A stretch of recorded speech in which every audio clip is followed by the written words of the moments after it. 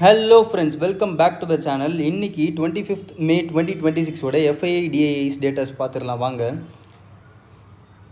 இன்றைக்கி மார்க்கெட் நல்ல மூவ்மெண்ட் இருந்துச்சுன்னு நம்ம பார்த்தோம்.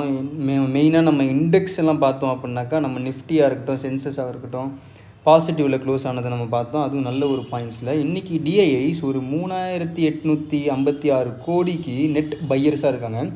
அதே மாதிரி எஃப்ஐஐஸும் இன்றைக்கி நெட் பையர்ஸாக இருக்காங்க. என்ன அப்படின்னு பார்த்தோம் அப்படின்னாக்கா 821 கோடிக்கு நெட் பையர்ஸாக இருக்காங்க. இதெல்லாம் நம்ம ஈரானுக்கும் அமெரிக்காவுக்கும் இடையில் இருக்க அந்த போர் கொஞ்சம் முடிவுக்கு வரதா ஒரு சில நியூஸஸ், பாசிட்டிவ் நியூஸஸ்லாம் வந்துட்டுருக்கு.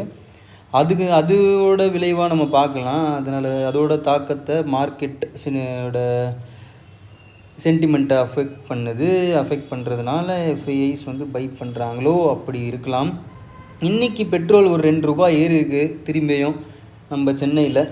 ஸோ திரும்பவும் அதனால் நம்மளோட பெட்ரோலியம் ஸ்டாக்ஸ் எல்லாம் இன்றைக்கி பின்னான்னு ஏறினதை நம்ம இன்றைக்கி பார்த்துருப்போம் மார்க்கெட்டில்.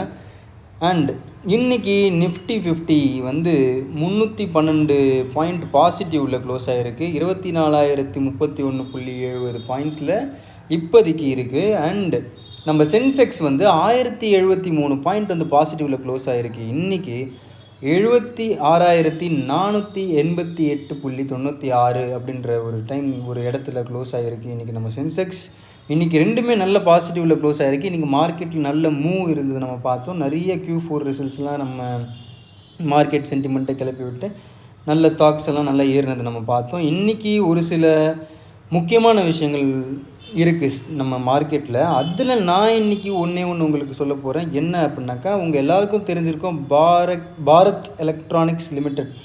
இந்த ஸ்டாக் பற்றி உங்கள் எல்லாருக்கும் தெரிஞ்சிருக்கும். இது ஒரு பப்ளிக் செக்டார் ஸ்டாக்கு.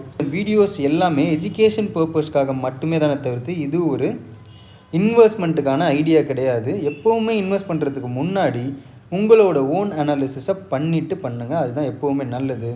பாய். எப்போவுமே நம்ம சேனல் சப்ஸ்கிரைப் பண்ணிவிட்டு பாருங்கள் வீடியோஸ் எல்லாம்.